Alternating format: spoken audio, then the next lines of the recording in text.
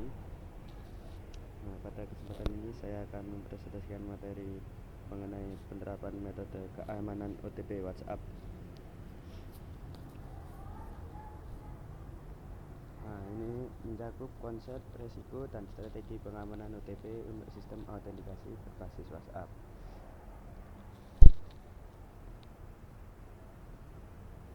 Sebelumnya, pasti OTP itu banyak digunakan sebagai sistem autentikasi khususnya untuk login dan verifikasi akun. Namun, jika penerapannya tidak aman, OTP tersebut dapat menjadi celah keamanan. Oleh karena itu, pada presentasi ini saya akan menjelaskan konsep OTP, ancaman keamanannya, dan serta strategi keamanan yang dapat diterapkan pada sistem berbasis WhatsApp.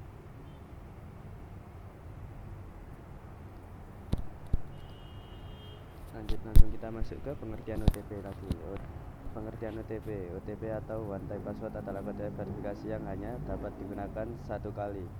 OTP biasanya digunakan untuk login, verifikasi akun, dan reset password. Karena bersifat sementara dan rahasia, OTP harus dijaga keamanannya dengan baik. Lanjut, ancaman keamanan pada OTP. Ancaman keamanan pada OTP ada beberapa, yaitu OTP memiliki beberapa ancaman keamanan seperti brute force attack, social engineering, database breach, OTP reuse attack, session hijacking.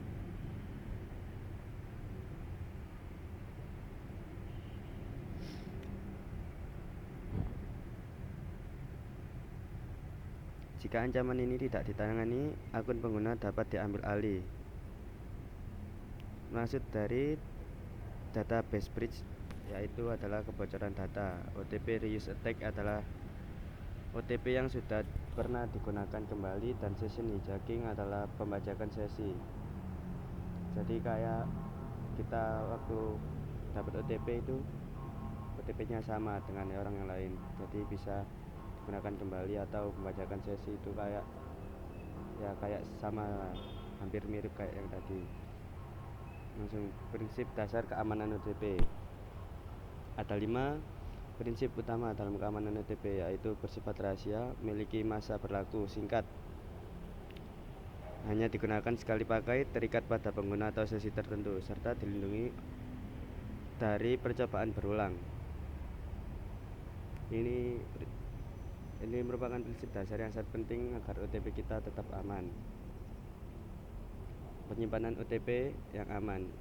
Nah, ini adalah trik untuk menyimpan OTP yang aman. Jangan simpan OTP dalam bentuk asli. Gunakan hashing OTP atau secret key. Cegah kebocoran jika database diretas.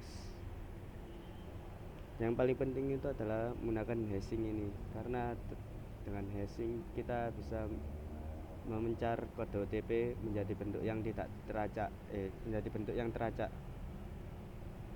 Masuk masa berlaku OTP. OTP hanya aktif selama 1-5 menit. Setelah melewati waktu tersebut, OTP otomatis tidak valid. Hal ini mengurangi resiko penyalahgunaan kode seperti tadi yang ancaman keamanan OTP. Nah, itu bisa, makanya ada masa berlaku agar tidak dapat mendapatkan ancaman pembajakan sesi tadi. Lanjut, OTP sekali pakai, one time use. Ini juga termasuk salah satu cara agar OTP tidak dapat diretas. OTP itu harus sekali pakai. Jika sudah dipakai, langsung dinonaktifkan dan mencegah penyalahgunaan ulang oleh penyerang. Ada juga limit percobaan untuk input OTP. Limit percobaan untuk input OTP adalah 3-5 kali. Jika gagal, blokir sementara akun. Hal ini dilakukan agar mencegah upaya brute force.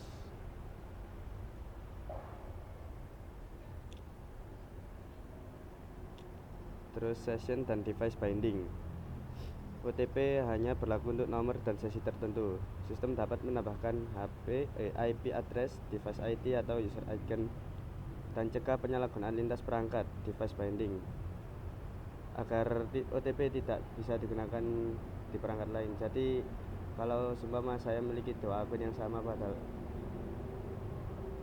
seumpama saya mendaftar pada WA di device desktop dan saya akan login ke HP, nanti akan munculnya hanya ada di desktop dan tidak akan muncul di HP. Itu mencegah agar tidak disalahgunakan. Dan cara selanjutnya adalah pengiriman OTP yang aman. Sebaiknya kita menggunakan WhatsApp Business API resmi. Hindari bot ilegal atau nomor pribadi dan pastikan komunikasi terenkripsi.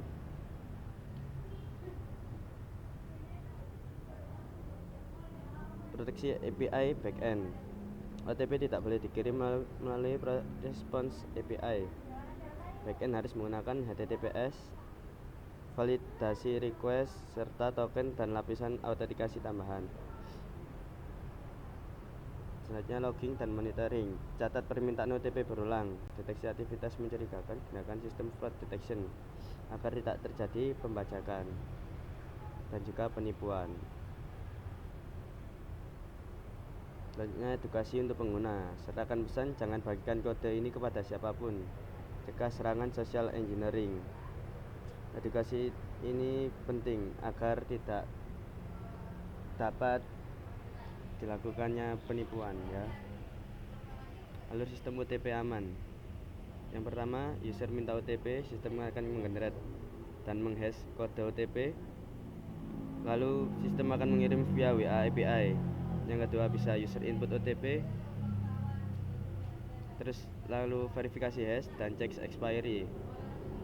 Lalu cek attempts. Jika valid, login sukses dan OTP dinonaktifkan.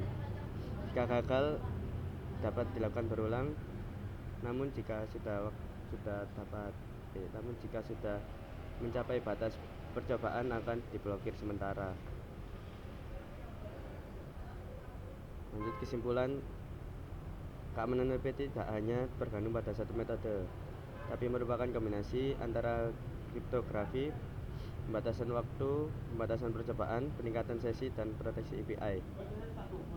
Semua lapisan ini harus diterapkan secara bersamaan agar tidak terjadi penyalahgunaan dan juga penipuan. Dan karena sekarang banyak marak penipuan kode OTP, salah satunya juga kayak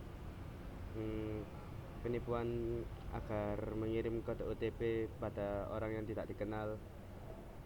Itu juga bisa menyebabkan kehilangan akun penting seperti WA, akun bank atau akun yang lainnya. Makanya di sini ada menjelaskan tentang prinsip kerja OTP yang baik dan benar. Namun ini masih prinsip dasar saja. Nanti mungkin akan lebih kompleks lagi agar tidak dapat dilakukan penyalahgunaan lah intinya. Nah, sebagai penutup dapat disimpulkan bahwa penerapan metode keamanan OTP WhatsApp harus dilakukan secara berlapis agar sistem autentikasi benar-benar aman. Dengan pengamanan yang tepat, OTP dapat melindungi akun pengguna dari berbagai ancaman cyber.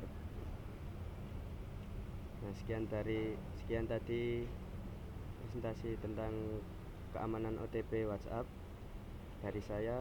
Terima kasih atas perhatian dan sudah meluangkan waktu untuk menonton video saya, Bapak atau Ibu dan teman-teman semua. Assalamualaikum warahmatullahi wabarakatuh.